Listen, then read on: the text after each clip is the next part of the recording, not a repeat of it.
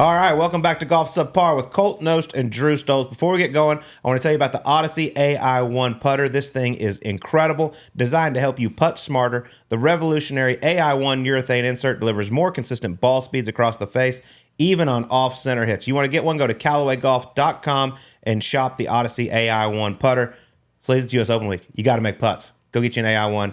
Hoop it from everywhere. You know what I've been trying to do a lot more of lately? Putt smarter. Genius. I got to be smarter with my putting. All right, well, I tell you, I've always said that. Who looks pretty smart on the golf course lately? Surprise, surprise, Scotty Scheffler. Does it again. His 5th win in 8 starts. No big deal. We're running out of things to say at this point. It's over and over. By the way, you're not going to comment on the shades? Anything on the yet. shades? I was giving it some time. I was gonna okay, ease I our was way waiting in. for that right off the jump here. I'm wearing sunglasses. It's just because I want to look cool. Let's get that The lights are bright. Let's get that out of the way. And also, my eyeball. I've had some sort of a relapse, and it feels like it's going to fall out of my head, and it looks like a meatball right now. So hopefully get that fixed, but that's why the shades. Back to Scotty Scheffler. Like I said, dude, I think we're getting to the point where we're running out of things to say about him. We've seen him run away and hide when he plays his best. We've seen him win now with not even close to his best stuff on the weekend. It's not a fair fight, and you don't get to say that often in golf. All the Tiger comparisons that are being thrown out there, like he's not Tiger, but this stretch of golf we're seeing from him is the closest thing we've seen to it. And like, I mean, you were out there, you watched Saturday, Sunday in person. That wasn't really he did some things we never see him do. The shot on 9 that went out of bounds was maybe the worst shot I've seen him hit since he's been a professional, perhaps. Makes triple there. Makes multiple bogeys on par 5s, and didn't make a putt except for one, the 16th, which, by the way, was a large putt on Sunday. Over 10 feet on the weekend. Like, it wasn't great stuff from, like, as far as what Scotty's capable of, and yet he still gets it done. One shot it's dumb. You didn't bring up. He had iron into the par 5 5th on Saturday, hit it in the right greenside bunker, like 40-yard shot, and skull-fucked it into the water and made bogue. Yeah. 3 bogues on par 5s for the week. Going in to the tournament, going into the Memorial, he had made 1 bogey on a par 5 all season, and that was the 13th hole at the Masters. And then he makes 3 6s on par 5s this past week, a triple bogey, and still wins the golf tournament. He had I said C+, B- game on the weekend. He played great Thursday, Friday, didn't have it on Saturday and Sunday, and he still wins against a loaded field. How many guys, since you've been old enough to know what's going on, would you say could show up to? That's one of the best fields in golf. That's a signature event. Got all the guys outside of the live guys. They can show up, play on a golf course like that against that type of a field with their B- stuff and win the golf tournament. In my era, Tiger Woods. How many? Yeah, I mean, Tiger, and maybe the like little brief stretches of like a VJ was doing some pretty cool stuff at times, but like he's in that right now, and it's hard to like. You see these odds that are coming out. I think he's 3-1 at the U.S. Open. We are now in a point where we're pushing Scotty or the field. You look at what he has done. I'm going to just throw out a few golf courses, okay? Bay Hill, Memorial, Augusta National. Okay, all 3 golf courses that give you some room off the tee, normally do have some rough, but you have to be an incredible iron player to succeed around there. Look who has dominated there. Tiger Woods, 8 times at Bay Hill, 5 times at the Masters, right? 5 at the Masters. I believe 5 at Memorial. Okay? Scotty Scheffler, 2 times at Bay Hill. He's won now at Memorial. He's won 2 green jackets. These golf courses, when you're the best player, when you're the best iron player and it's not even close, you shine on these golf courses. Just get ready for Scotty Scheffler at those 3. He's going to dominate those 3 golf courses in the near future. And I just think the harder the golf course, like those 3 are very tough, especially this year. Augusta National was brutally tough, right? But then you go on the other side of that, like TPC Sawgrass, shorter golf course. We love it because tons of people can win there, right? He wins there. Harbor Town, another one that you would put in that mix, like completely different than these other, than like a Bay Hill or a Muirfield Village, wins that too.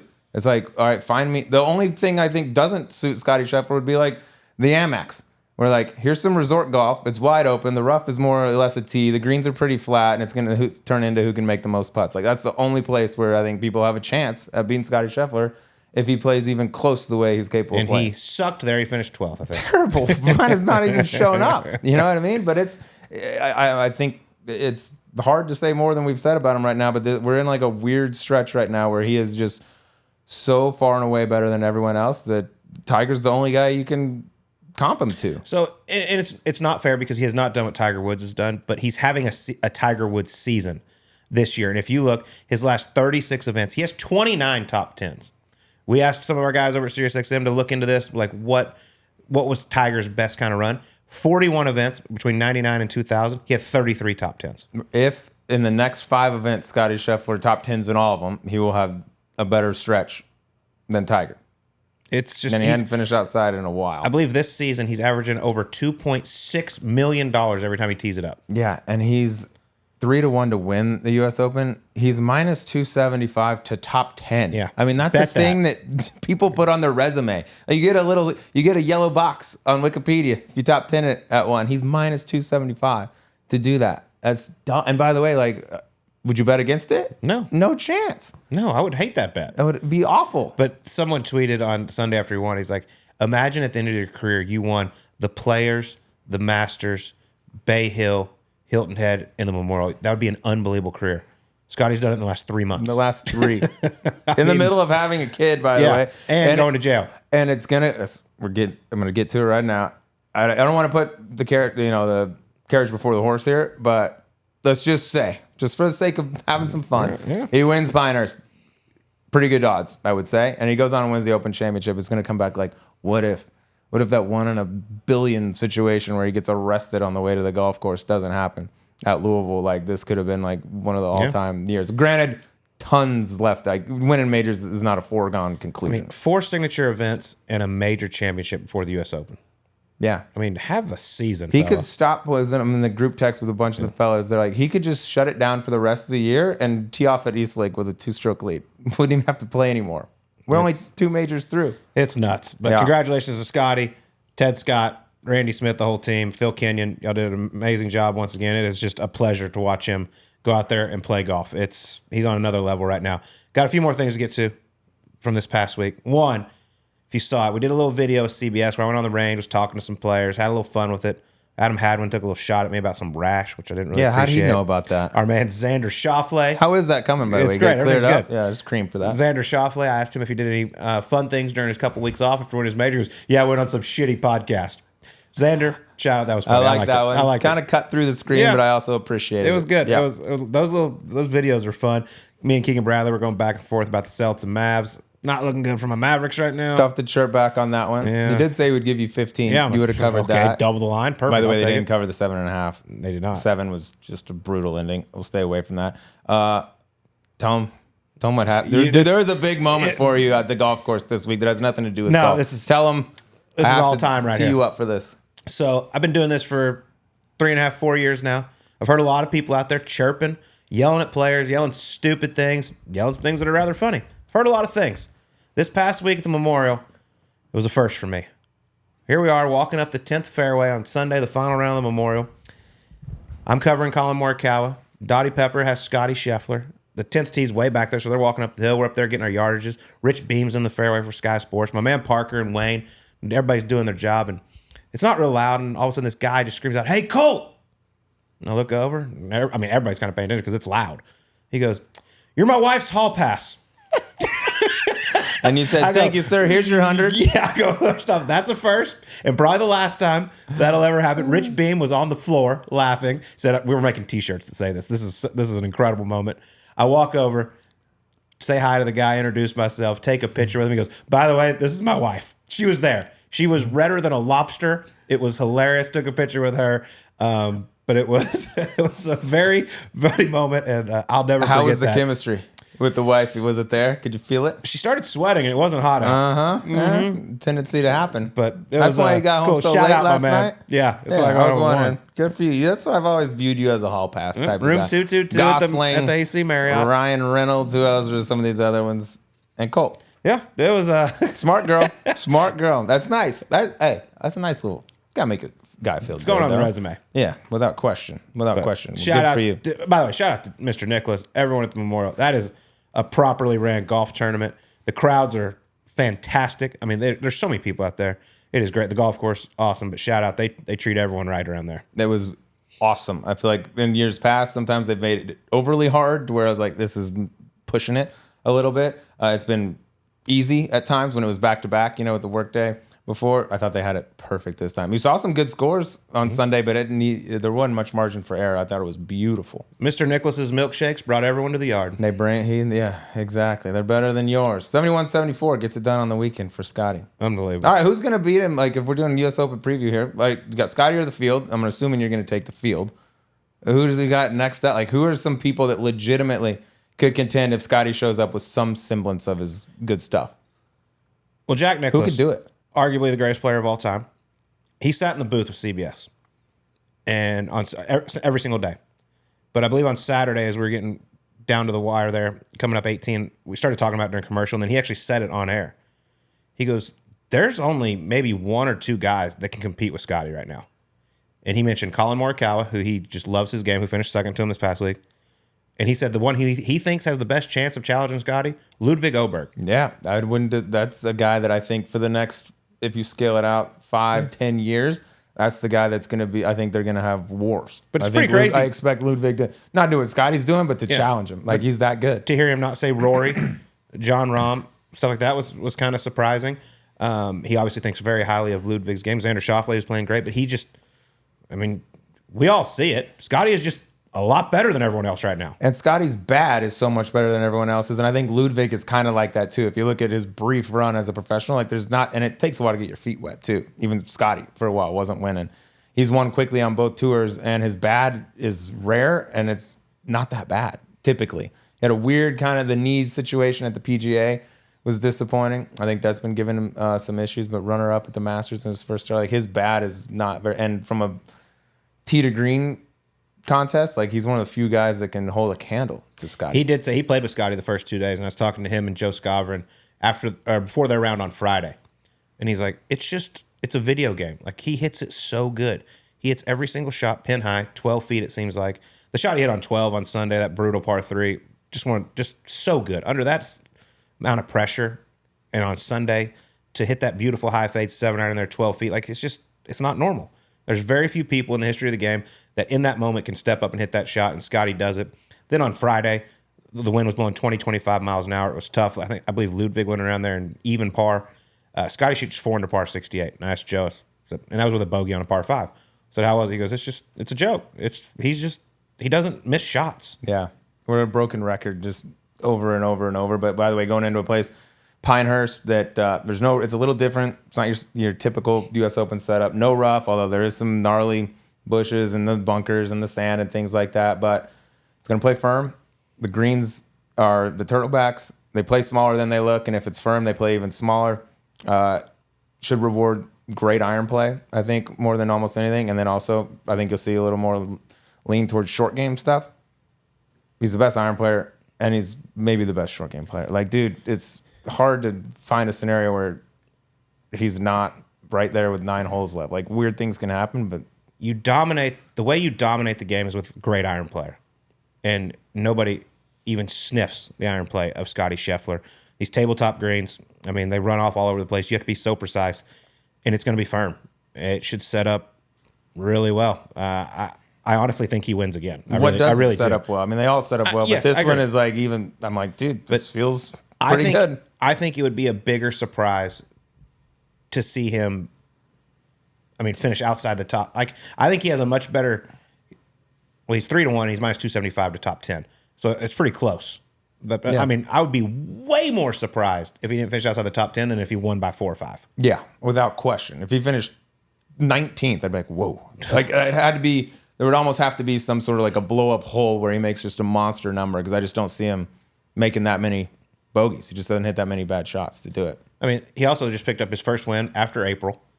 Yeah. First win as a father. Finally. Everybody said he's going to slow down because of this. No, he ain't going nowhere, guys. He is here to stay. But the U.S. Open, it's going to be awesome. Pinehurst #2. I can't wait. And we're very proud to announce our new partnership with SAXX Underwear. Got to wear underwear. You have Please. to, dude. And they have teamed up with some of the best caddies in the business out there. You got John Lamani, Joel Stock, Aaron Fleener, Gino Benelli, and our guest this week, caddy for your man, who you filled in for a couple times. Those are some big shoes to fill. Yeah, dude, this guy, U.S. Open champion caddy has my job right now. John Ellis joins us here on Subpar. This one's a lot of fun. Jelly's one of the best interviews we have. Honestly, he's spectacular. I love that he got added to the SAXX. He'll talk a lot about the actual shoot itself. I don't care who you are, dude. You go out there in your skivvies and let him shoot a camera at you. Like that takes some SAXX. You know what I mean? That is correct. And golf is all about how you handle your balls. Sometimes they go where you want, and sometimes they don't. But thanks to the original pouch underwear from SAXX, you can keep your balls on par with the patented Ballpark pouch. Plus, with active cooling technology, quick dry fabrics, and chafe-free stitching, SAXX will make you feel like a pro all the way through the back nine. Enjoy 15% off game-changing underwear at SAXX.com with code SUBPAR. That's SAXX.com. Promo code SUBPAR gets you 15% off. By the way, it's going to be in the 90s in Pinehurst. You're going to need the cooling technology. You need the Ballpark pouch for the boys. All right, let's get to John Ellis on Subpar. All right, we have a super talent with us here today. He's a former Jicky Jack sensation, turned professional bagman for Wyndham Clark, now throwing his hat in the ring of the male modeling world with SAXX. Our guy, the Jelly Man, John Ellis. How are you, bud? Pretty good. That doesn't even sound right, actually. And first off, It's real. not just male modeling, it's underwear modeling. The most aggressive male modeling there is. Are you the Tyra Banks of caddying / modeling? Yeah, because I'm more just a body. You know, it has nothing to do with what I say. It's what I show when I have my shirt off or my pants off. Finally, dude. Great. Finally, you've arrived as a sex symbol. Would you say- I feel like you're overdue. Would you say you're better with technology or as an underwear model? Underwear model for sure. Because after what we just saw trying to get this thing going, It took I us a definitely would minute. have to agree. I haven't seen you in your underwear, but I'm going to go out and say that you're probably better. You haven't seen better. the SAXX pictures yet? Close my I'll show eyes them every to you. time. We're going to discuss this. Don't worry. Okay, At length. perfect. How's your lovely wife, Heather, doing with all the female attention you must be getting? Yeah, she loves it. She eats it up. I thought it might help me, with her, but it doesn't actually. I thought, anytime we're in a fight or something, I say, listen, I'm a freaking underwear model. I could leave you at any time. Got supermodels just 100%. lined up out the door waiting for you to leave. Yeah. Yeah, exactly. You are lucky And to I have get- me. Yeah. And then she sees me with my shirt off, and she's like, yeah, you aren't going anywhere. Well, you wear the bib. So, you got the bib with the underwear. I was lying. I have seen these ads and everything, and all of you do have your shirt on and the caddy bib. Yeah, for sure. I mean, for rightfully so. Maybe guessing- Lamani could probably take his shirt off. I guess Stock could probably take his shirt off. Fleener and I were sitting in the back having snacks in our undies. I hope they- Yo, serious question. You say you're having snack. Like, you know when this shoot's going to be, like a week out or 5 days, whatever. Did you do anything like, damn, all right, I'm actually going to have to be in my underwear. Like, I need to do something. Well, honestly, I did try to eat a little healthier that week or prior, and it was Bay Hill. We finished second, played great. We go out that Sunday night. I have nachos. I drink till 12:30. I'm all swollen, and it was a terrible look. And then I had to be there like at 6 a.m. It was 42 degrees. I'm hungover. It's freezing, and I'm in my underwear. And I'm thinking, what the hell am I doing? You notice he mentioned it's freezing twice. Of course, dude. He we mentioned it's cannot freezing twice. We cannot reiterate it enough. It was freezing out. Yeah. Freezing. Yeah, and I just got out of a pool. Every time you think of underwear, SAXX, just think how cold I was. That's great. Well, we are on here, so obviously, to good, talk dude. a little SAXX, but also do a little U.S. Open preview because you Yeah. are the defending champions after your incredible win at LA Country Club last year. Heading to Pinehurst this year. I got to know, have you spent any time around there? I haven't spent any time around Pinehurst. I actually did watch the last U.S. Open there. I watched some footage a couple weeks ago. So I'm looking forward to getting there. Obviously, from what Wyndham told me and kind of seeing it, it's a little like LACC. I mean, obviously I haven't been on property, but it's a little like that. So I know my guy likes it, and it should kind of play into our hands. He chips it and putts it incredible, and not too penal off the tee. So I think he likes it, and should be fun. Yeah, firm, bouncy. I mean, that's kind of what LA was. If you were picking here's the perfect venue in your opinion for Wyndham, what is it? I mean, What are the characteristics? wide off the tee, because then he could unleash it, and then challenging around the greens because he could use his short game. He's an amazing chipper and obviously an incredible putter. So that would be the ultimate, to be, kind of wide but tough off the tee, and then make chipping and putting extremely hard. And he's going to have a chance to win on Sunday. It kind of sounds like the place where you're at this week, Muirfield Village. That sounds like a pretty nice setup for him. Yeah, it is actually. He played really well. We had a chance. I think we were one back with 6 to go here last year. So he had a real shot, hit a bad shot on 14, the easy par 4, where you just rip a 5-iron down there in a wedge, and we decided to make a 6. But it is a good golf course. I expect him to have a chance here because he's played well on hard golf courses, and this is what this place is all about. I don't like to defend Wyndham at all, but that wedge shot on 14 it's pretty damn scary. It is scary, but when you're in the trees and the water left, it's not that scary. Okay, well, I didn't know that part of the story. It's less scary. We didn't have the luxury of hitting that wedge shot, but yeah. Touche. Yeah. When you talk about like the setups that favor Dub, like it's kind of like the perfect scenario in my opinion, because he and I have talked about. I'm like, dude, Dub signature events, big courses with big purses. That's where they have them. Like the kid shows up, he's turning into like a little mini Brooks, and it's just like, oh, is this purse 20 million? All right, cool. I'll play good in this one.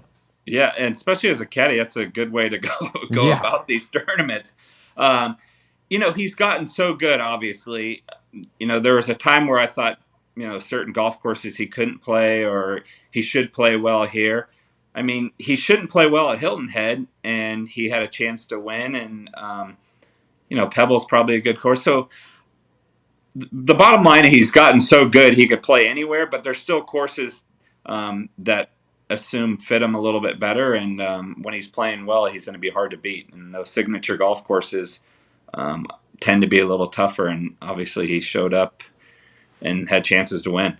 Yeah, you mentioned Pebble Beach. I got to ask about the 60 y'all shot around there, because I mean it's freaking Pebble Beach. You have the course record at one of the most iconic golf courses in the world. Where does that round he shot rank as far as best rounds you've witnessed, or maybe that you've played?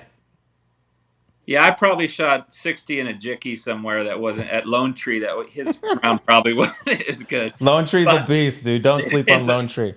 From the backs with a little 5-mile-per-hour wind, it's hard to shoot in the 60s. To go around that place in 60 in the final round. Granted, we didn't really have a chance to win. We talked about it before teeing off. If we could get a top 10 move up with bad weather, we would say, hey, that's a successful week, and go to Phoenix. But then when he got off that start and he just birdied and it's like, I lost track. And it seems like, how do you lose track? And you're 8 under, 9 under, 10 under, and some of the shots he hit under the gun was incredible. And I always say this: I've never really been nervous caddying U.S. Open or whatever. We stand on that 18th hole. He's 11 under par, and I'm thinking, well, birdie here, he shoots 60, eagle 59, and then I'm thinking, we could make a 12 here and shoot 69 here too. That a boy. That's why I'm caddying, by the way. That for the first time that crossed my mind. That's the old jelly mentality, I know right exactly. There. Hey, dude, try to make tweet, but if not, you can make 12. We still break 70. We break 70, exactly. Pretty good week I went in the for bag us. and I said, how many balls do we have, just in case this goes sideways? But it was the best round. Just all the putts that he hit, to hit the shots. I get chills thinking about it, even more so than LA. It's a special place for me. I told him when I started caddying, he had to promise me that he would win at Pebble Beach. Not only did he win, he shot 60 essentially in the final round to win. My favorite tournament. Was so cool. Yeah, and he showed up that week, I believe, with like 7 putters, and then he made everything, which is, this just shows how dumb golf is. Yeah, exactly. Like go completely lost to, I'll make more putts than I ever have ever, and maybe ever will in his career. Yeah, for sure. I mean, you can't duplicate what he did. The strokes gained putting, he made 2 off the fringe, or surely he breaks the all-time record of one round. The bogey putt on 12. Yeah. Yeah, I was sick. That was large. Yeah, that was great. Actually, Jelly and I played together in the AT&T Pebble Beach Pro-Am one year. Is that right? We were Y'all both pros, paired up? actually. Jelly's had a few spins around that place. What do you remember about that day, Jelly? With Colt, that all 3 days. I hit my hybrid on the first hole. He hit driver. I hit it 20 past him, and he says, "Is how it's going to be every day, every hole?" And I was like, "No." And we proceeded to probably play crappy. And but yeah, it was Pretty fun. standard. Did you tell him at the time, though, I was going to get to this actually later, that you, at one point in your career, were the longest hybrid player on planet Earth? Literally no one on the globe was longer with hybrid than you. And you loved it. I loved it. I mean, that was before I snapped that one, that was my last straw. That was when I had to retire because without that club, I couldn't play anymore.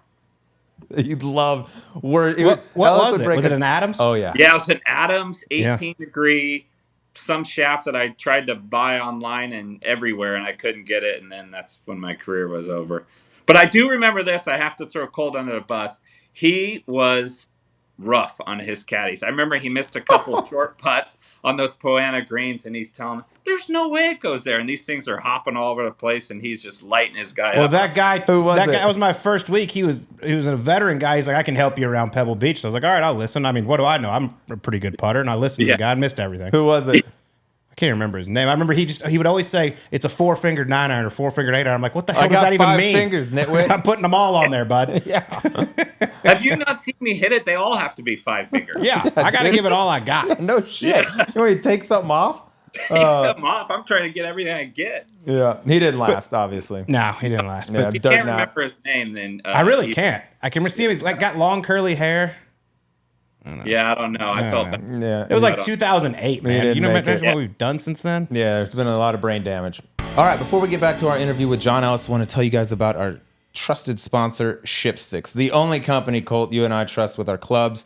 You ship them, they come get them for you, put the label, boom, no hassle, no stress through the airport. And by the way, with what's going on in the airports lately, some of these videos of clubs just getting assaulted on the way to and from the airplane, I'm done with them. ShipSticks only. I use them all the time. Going to New York City here in a couple weeks for a little birthday golf trip with the boys. Shipping them there, shipping them home. Now, not as only is it easier, they also just treat them better, too. You know what I mean? You ship them, you don't have to worry about them getting body slammed around that place or showing up like a shark ate them. So if you're going on a buddy's trip or you plan on traveling with your clubs, all you got to do is go to shipsticks.com/subpar to enjoy 20% off, or just go to shipsticks.com, use the code subpar, take care of your clubs, let them take care of you. Back to John Ellis. You won a major championship with your guy, U.S. Open. I just want to know how much you looked back at your experiences in the U.S. Open 2008 and 2011, and how much did that help you give advice to your man, Wyndham Clark?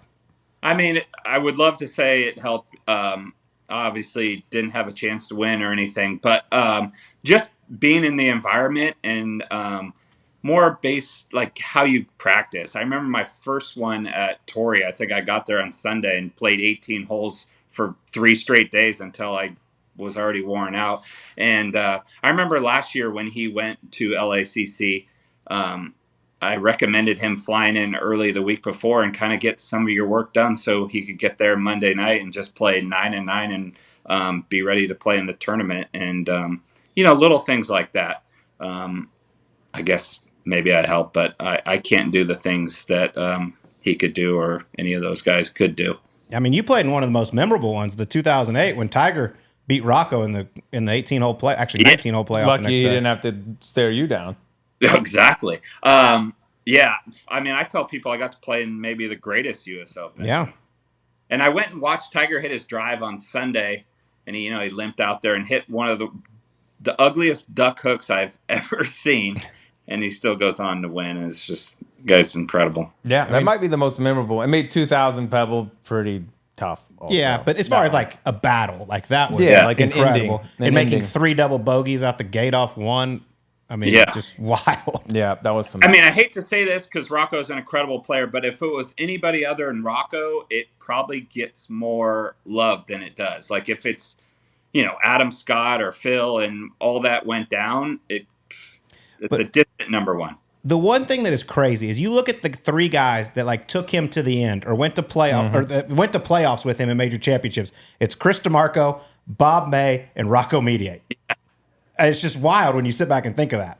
Yeah, of all the good players he, in that era and stuff, and that's who. And then who beat him in Minnesota? Y-E. Yes, yeah. Yang, with that so- hybrid, that nasty hybrid. The smooth 4-iron. Smooth. Have you heard my Wyatt Yang story? Listen to this. Good. No. We're playing at Q School. Me, him, and Chris Kirk are grouped together. And me and Kirk are talking, trying to talk to Yang, just to include everyone. Yeah. And I was like, hey, hey, Yang, do you have a house in America? He goes, I hit smooth 4-iron. I said, okay. All right. I think we're done talking for the week. Tough to communicate with that. Yeah. It's so good. Yeah, he's another one that went, stared him down and did it. Like Yeah. it wasn't like the biggest dogs Yeah, out there. the big dogs got a little scared, but the little dogs, we had a chance there, boys. The three of us maybe could have taken them down. Little you best ball actually had to between get the into three of him us. to have a chance. Yeah, it's valid. Good call. That's valid. I went over Well, 100 at played sectionals. our guy just played in a big event there, didn't he? The USGA 4-ball. It's basically the U.S. Open light is what they call it. Yeah. Yeah, my shit was nice, Jelly. You're going to be impressed when you see it. By the way, this is the only bad thing about it. I heard you carried the load. You were amazing. And when Sleazy Man carries the load, they're out in the first round. It's a big load, dude. When Kitty shows up, you lose in the finals. So who's the beast of that team? We're a team that there will be no disparaging remarks ever about my partner. But when we click at the same time, it's problems. And we had a hard time clicking at the same time in that deal. You know how it goes. As Kitty said earlier today, he's just a sweetheart of a guy. Yeah, I talked to him on radio today. He played the Workday Pro-Am with Cam Young. And our producer was asking about it. I was like, oh, Cam Young, just a sweetheart of a man. I was like, Yeah. that's a strange By the way. way, can you imagine Kitty playing in the Pro-Am from those tees the AMs are playing from? He's just driving every hole today. Yeah. I mean, Oh, Cam Young had to be like, who the hell is this guy? yeah, he's going to hit it next to him for this the guy's most part. better than me. Why is he playing up there? Yeah, legit. Let me ask you about your golf game right now, because Sleaze doesn't like to type in scores. Do you type in scores and keep a handicap? No, I don't. Oh, God. I'm Fine. just curious. So what do you I was play curious to at know, if you what go your out? digit was? I don't play enough. I played last week. I played to a +2 at Winsong, and I haven't broken par, so I don't know how I'm a +2, but that's what I play to, and I usually pay at the end of the day, so it's probably not correct. That place is good and really long. I make 2 birdies and 2 bogeys everywhere I play.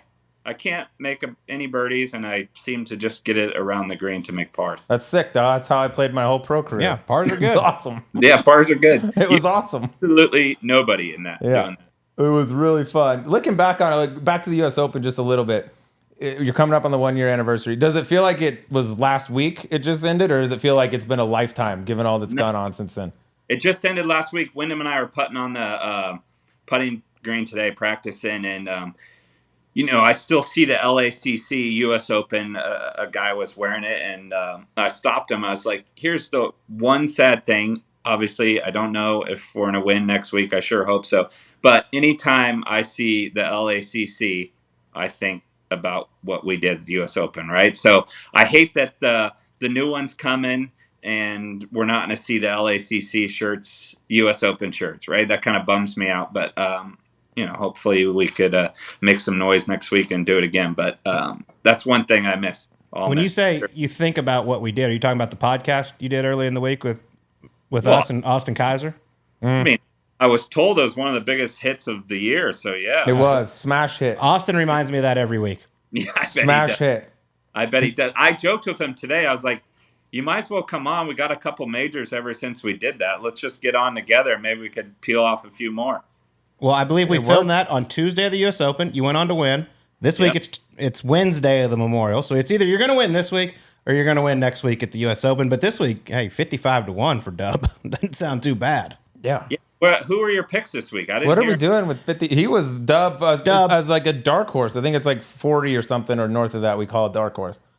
Like my guy doesn't get enough respect, right? Yeah. He's the 4th best player in the world, and he's 55-1. I realize maybe he hasn't played well the last couple of weeks, but I just don't ever imagine the 4th best player being 55 or a dark horse to win, right? Like it's crazy.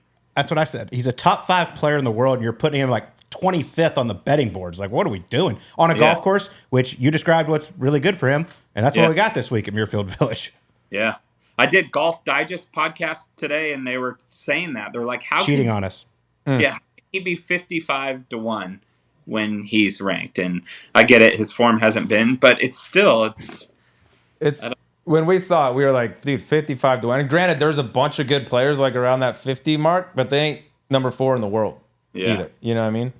Well, there's one guy at 3 to 1 who's usually He's safe. all right. Yeah. He's decent. I tried something this week. I told Teddy congratulations today. To try to maybe throw the mojo. Like, I send him a text every Sunday night, and I'm like, hey, Teddy, I just want to get over with. Congrats. How did he take it today when you told him congrats?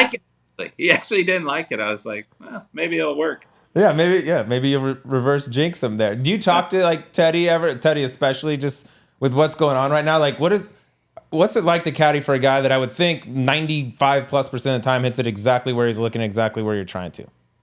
I mean, we've played with him so often this year, and then obviously we played with him in the PGA, and how he handled that whole thing and the shots that he were hitting. Like, the guy is unflappable, and he literally points and shoots, and it's unbelievable. You know, I know Tiger in his prime was pretty good with his irons and, you know, his hitting, but I can't imagine him being any better than what Scottie Scheffler is right now. When you look at the numbers, like now to 2000 Tiger, like they're very comparable. It's really impressive. Yeah, I haven't looked at that, but he's got to be as close to what Tiger is doing as anybody. Take us to that Friday morning at the PGA Championship, because obviously it was wild. He goes out there, he plays great Thursday, and then all hell breaks loose Friday. Yeah. Had the terrible tragedy, the guy passing away, but then he gets arrested. And obviously y'all are aware of it. But what's going through y'all's head? What's the chatter going on amongst the players? Like, is this guy going to show up? Like, what's about to happen? Yeah, it was obviously a very sad deal what happened. And then, you know, the delay and what was happening, and to finally get to the course, and then Scottie shows up, and, you know, you hear all these roars of him coming down and then going the first tee. And I just remember walking down 10. We started on 10. You know, I didn't know what to say to him, right? Like, it's kind of, and I just asked him, are you all right? He's like, and he just flat out said, man, I'm so happy to just be here. And I can't imagine what, you know, obviously his morning went through. Like, obviously the tragic to hear about that and then go to jail, like one of the nicest human beings in the world, and then to go try to win a golf. It wasn't like he shot 73 and he's going to try to make the cut. He's a few shots off the lead. Yeah, and then he goes out and lays up and hits it to a foot on the first hole. And by the way, I was calling it like in the studio for SiriusXM at the time, and they basically were like, cameras, and we're talking Scottie like the entire day long. I remember after y'all all teed off on 10 and we're walking up, it was like Wyndham, you, Brian Harmon, all just like flocked to Scottie immediately. Like, all right, dude, like we want to hear the whole scoop. It was fun. It's like schoolgirls. Yeah, I mean, it took him a little while, but then he was pretty up for it. But like what he said, he's like, you know, I didn't have my phone, and, you know, I'm sitting in the jail cell, and then I look up there and I see it's a delay, and they gave me a mat and like a towel, and he's like, I just sat down and did some yoga thinking, man, if I get out of here, I can make my tee time, which is crazy to think that that's what he did, you know, in those whatever time he spent in the cell. Yeah, crazy times. I'm glad that he's been cleared of everything. But yeah, goes out and shoots 66. It was a and then joke. I had his group on Saturday, and you could just tell. I mean, I think it all hit him probably Friday night. Saturday morning, he's like, dude, what the hell just happened to me? And then he just didn't have much left in the tank, but then still goes out and shoots, 65 on Sunday and backdoors the top 10 again. Yeah, incredible. He's unbelievable, and yeah. There was some extra shit going on that Saturday for Scottie after being arrested and all that, but I'll tell you, there's a nice feather in the cap for Ted Scott. Then, like, the one round that he ain't there is the only one that he's played bad in about a year and a half. For us, granted, there's some other stuff, but that ain't nothing. Well, that's why, like, when you jump in and caddy for my guy, he usually lays an egg, so I feel so good about what I do. We came out that first year, dog, top 20. That's by the way, that was different. That was Dub 1.0. That's when top 20s were like to be celebrated. Now you probably kick your dog when you go home. But we when we went bogey free on the weekend, I was like, this is easy, dude. All we gotta do is make a couple putts, we contend. And then it changed. Well, this is what Sleaze was telling me. I was like, oh my God, you're telling me what Sleaze told you, and you played your T20, and now all of a sudden you're a freaking Tiger? I love that. He listened. I was like, just ship it right at it. What are we trying to do here? Yeah, that's. I want to ask one more question about Scottie, because like you said, you've been paired with him quite a bit. But just for you, I mean, you see the best players in the world. You caddy for one of the best players in the world. But what's it like watching this guy with how great he's been playing the last several years. Like when he hits a shot, you just look at Dub and be like, hey, just do that.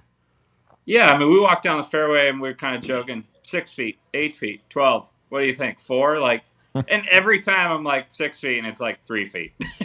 So it's like we're just expecting greatness. And yeah, and the other thing that, he comes off as so nice and polite and all those things that he is, but he wants to beat the brains out of you. And I think that gets overlooked based on his demeanor, how he is. Like, that guy has as much fire as anybody I've seen play golf or, on the highest level. And it's why he is one of the best.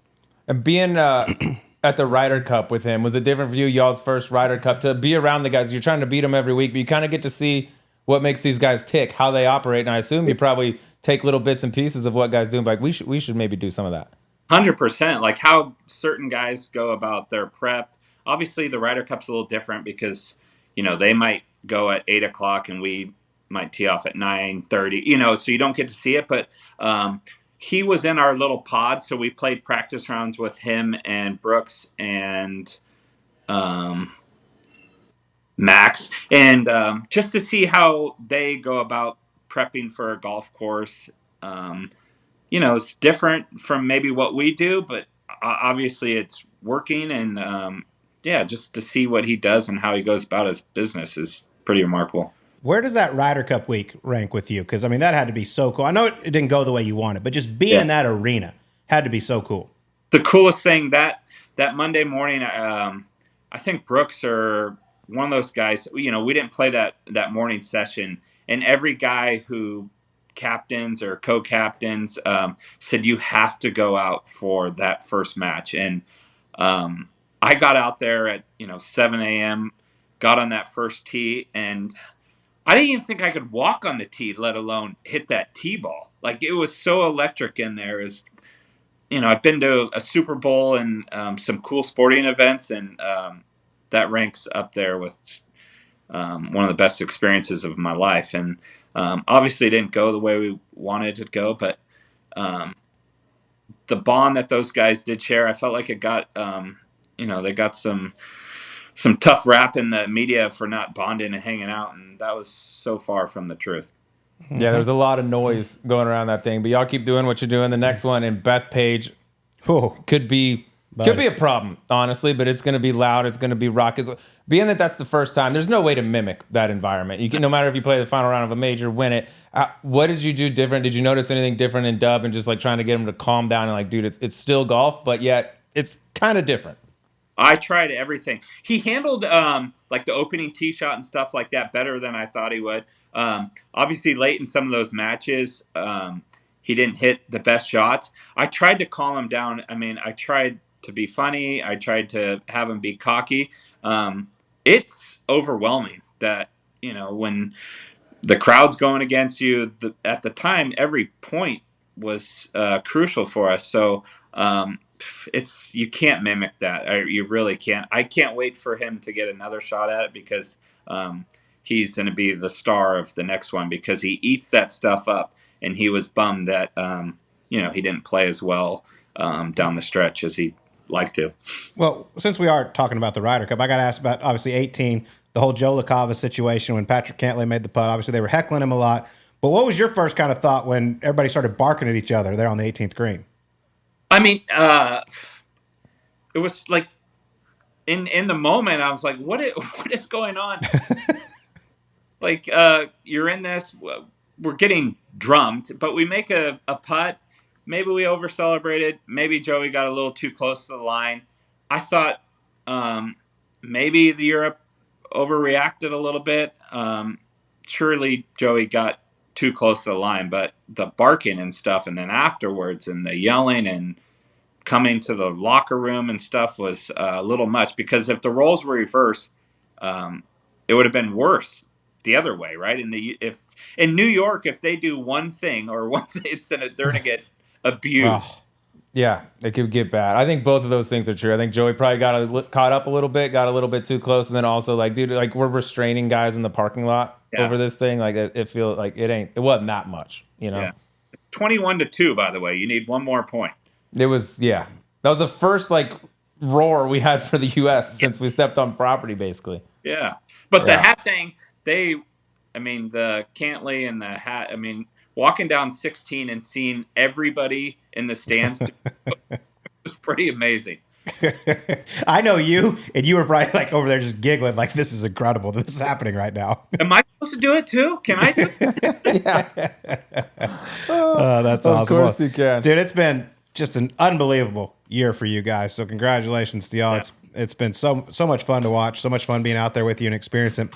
But we're not going to let you get out of here without a little E9. Actually, I have one. Can we do one pre-E9? Because Sure. I feel like we talked about this before, and I want to give you a chance to address it. Dub came on the last time he was on, told just an unbelievable story about you in the game of charades and some hand motions and what have you. Would you like to address the said story?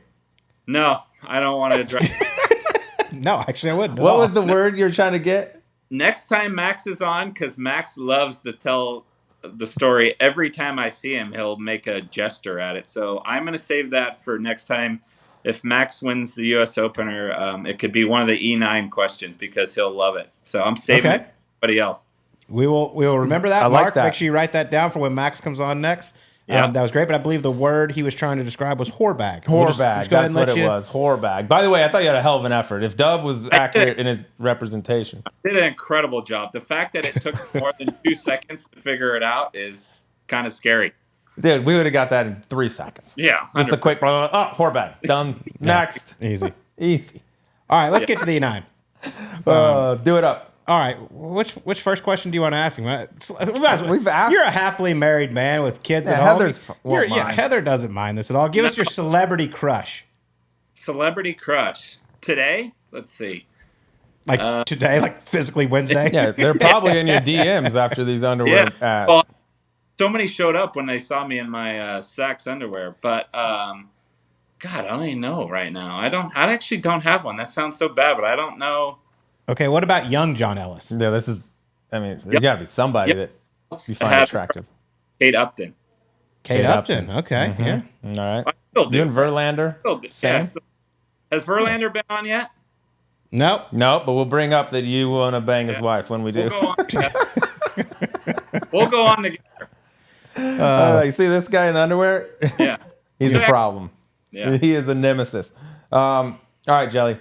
Your nickname, like I just said, always been Jelly to me. Yeah. Jelly Man. Rumor has it you are now being called Johnny Marlin by some. Can you tell us how you got this nickname? Well, I got him on it's a underwear, and I wore it when it was freezing, and my nickname became Johnny Marlin. So because there's Marlin on the underwear. Yeah. That's why. There's a lot on the underwear. Once again, it was freezing. I don't know if we've mentioned this. It was not warm. It was in Orlando, Florida, and it was freezing. Right. It was not conducive to flattering images of the crotchal. No. Okay, fair enough. Johnny Marlin. I'm still call you Jelly, but I like it. Yeah. All right, next one. We've always talked about how it'd be cool if the Zurich was a player caddy tournament, and we've had this discussion over the years, and I think it changes who the favorite would be. But from everything I'm seeing, this Derek Smith's been cleaning up out there in these little caddy events and everything. But who, in your opinion, right now, player caddy tournament, who's the favorite out there on the PGA Tour? Eric Van Ruin and his guy. Yeah, that guy almost qualified for the U.S. Open. Yeah, they would be minus 130, 140. Wow. Do you think that would not be the next best the match? I think that would be awesome.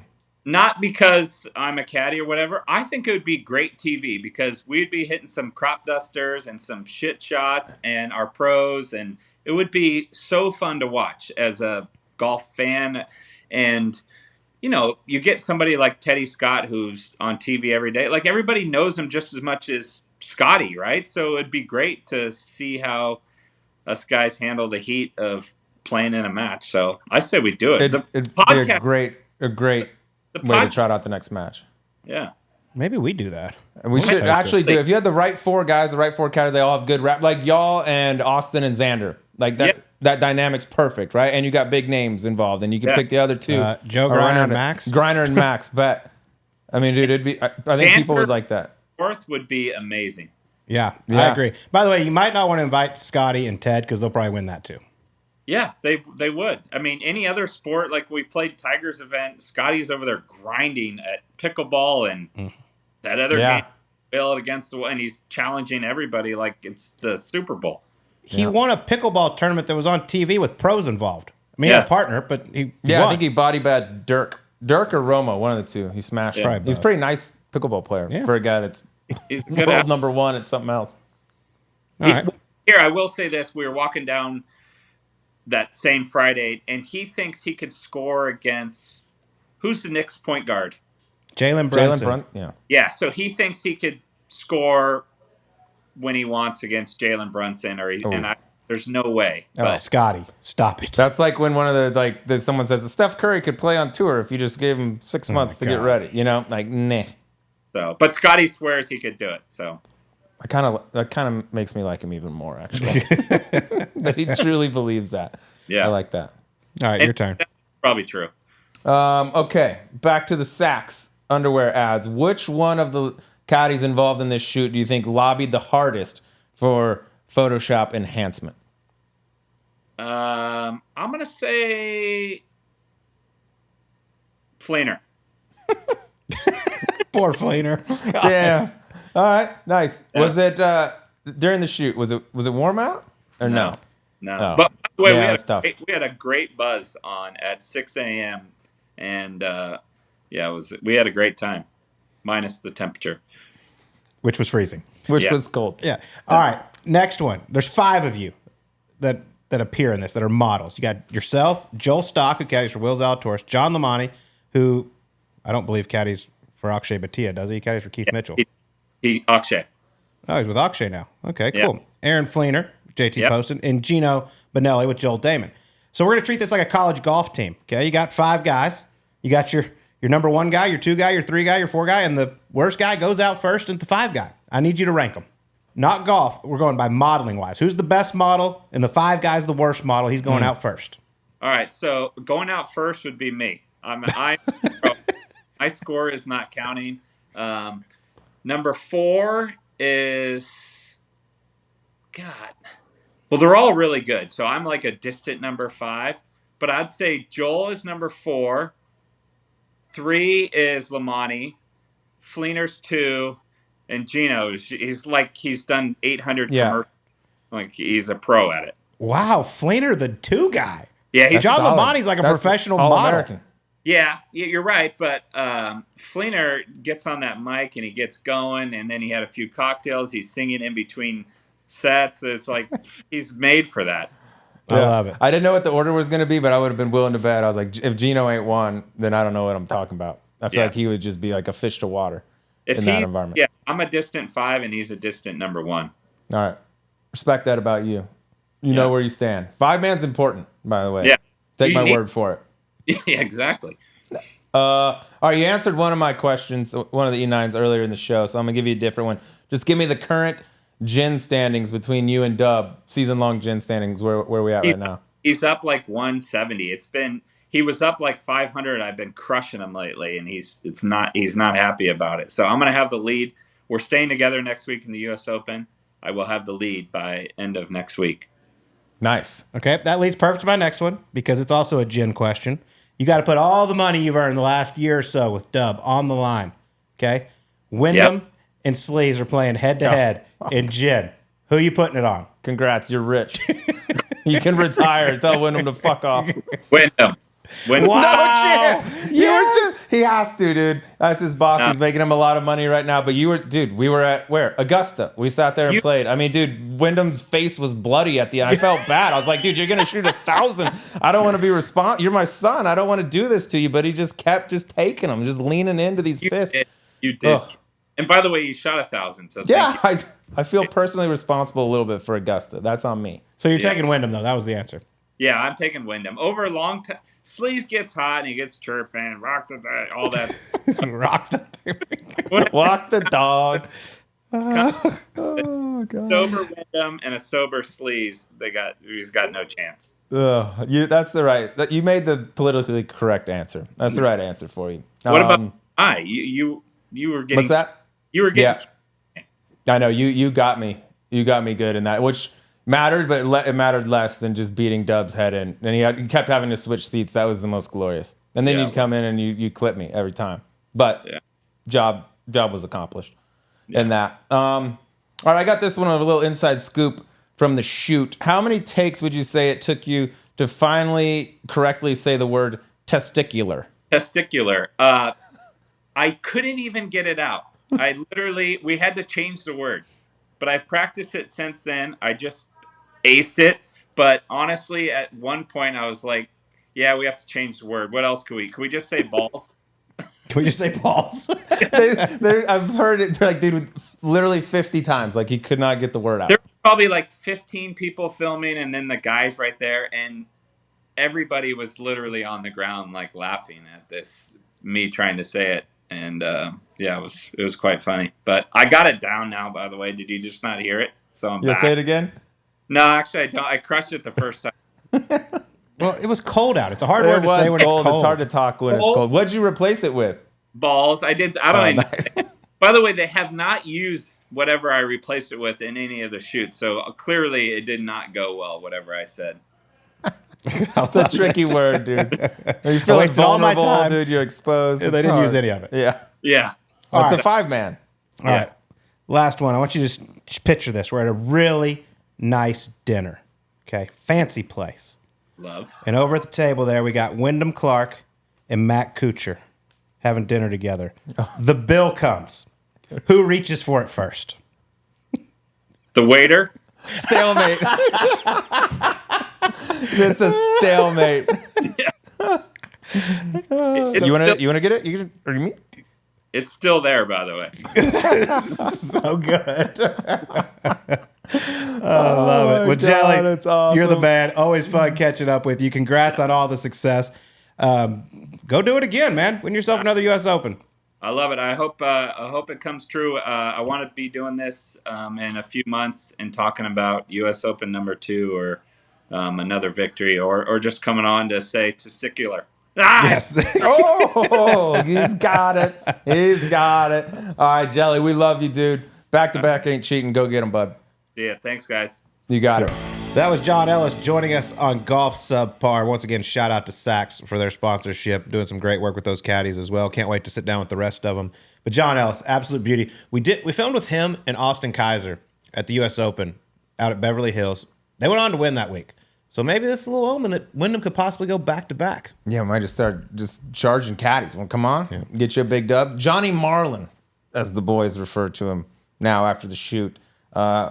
Should be mentioned, it was chilly Slightly at the shoot. cold. So when you do see these ads, it was not warm, as Johnny told you. And by the way, I stand by this, and we need to go ahead and we're going to verbally trademark this right now. The player caddy match needs to happen. Yes. We own that. So if someone bigger than us goes and makes try. this happen, we participate, but we do need to make this happen. That would be so much better, I think, than most of the stuff they're trotting out for the match stuff. I agree. I think it'd be hilarious. I mean, the caddies, they got great personalities. They're funny.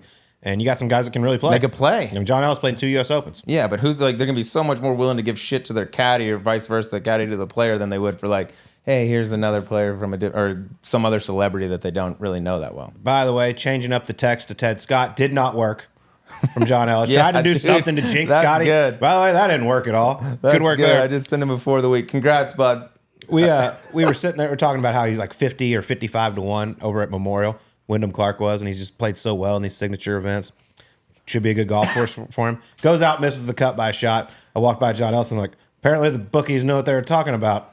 Yeah. I mean, God damn it. He's feast or famine right now. And typically he's been feasting in these signature events. He shows up when the lights come on. But yeah, he's been a little amiss of late and had to return that U.S. Open trophy earlier this week, and also said he estimates roughly 1,000 different people drank out of it.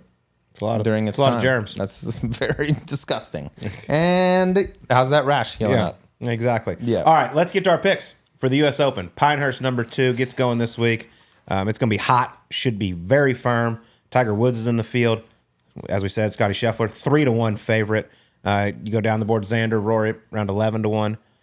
For me, where do you go in here? I mean, I found this to be a difficult challenge at the top. Okay, I like Scotty. Everyone loves Scotty. I would bet them. But if you want to make some money on someone that has a little better odds, for my favorite, I'm going with who Jack Nicklaus said is the only man that can challenge Scotty Scheffler. And you get him at 22 to 1. Give me Ludwig Oberg. Don't hate it. Don't No, hate you it at don't? all. I feel like he's a good player with a promising future. He finished 5th last week, and I don't feel like we even talked about it. He's just going to keep doing that over and over and over and start winning tons of Joe, money. don't All fuck right. that up. It's Scotty or everybody else. I thought this was a tough one to pick. I kind of scoured around here for a while. I'm going with a guy that wins a lot of majors. He's also going off at 22 to 1. Coming off a nice final round. Take it for what it's worth at Live final round. Historically, how he's playing coming in doesn't mean a whole lot.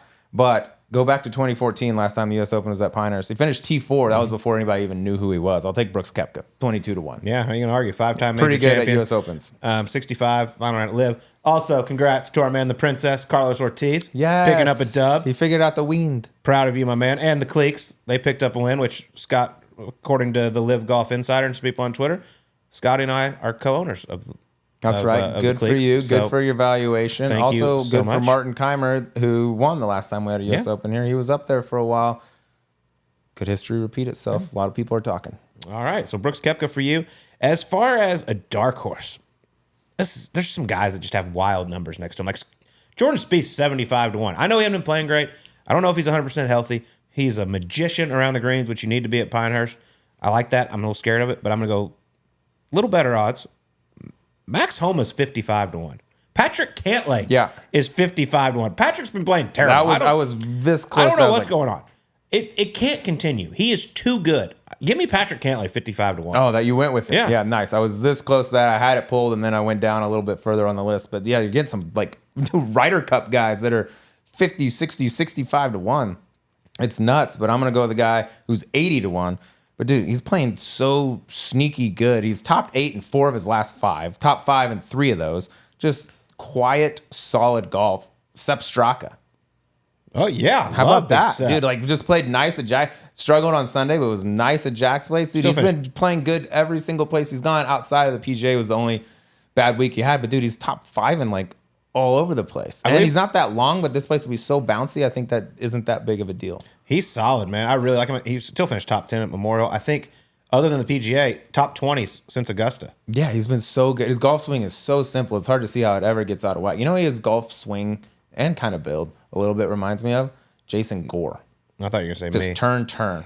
No, you're way better action. Yeah, that's right. Jay Gore. Way Shout longer. out Jay Gore. Jay Gore, that is a cool thing, though. He made his debut on the Champions Tour last week, got a last-minute sponsor exemption, and they were flying up to Columbus for Grayson Murray's memorial. They did with a bunch of the players, and Grayson Murray's caddy, Jay Green, was on the flight with him. Gore got the call, had a few minutes to decide if he's going to play, took Jay Green, Grayson's caddy, and caddied for him up at the Champions Tour. Cool moment by Jason Gore. Proud of you, man. That's awesome. Is there a nicer dude in the world? Like, yeah, he's about it. He's about it. Also made a little splash at Pinehurst back in his day. He did. Before him and Retief shot combined like 167. Yeah, it was a tough final. Tough final. It had some teeth that day. It did. It was brutal. But Michael man, US Campbell. Open is going to be awesome. Can't wait for it to get started. And that's going to do it for us. We'll talk to you on next week's Subpar.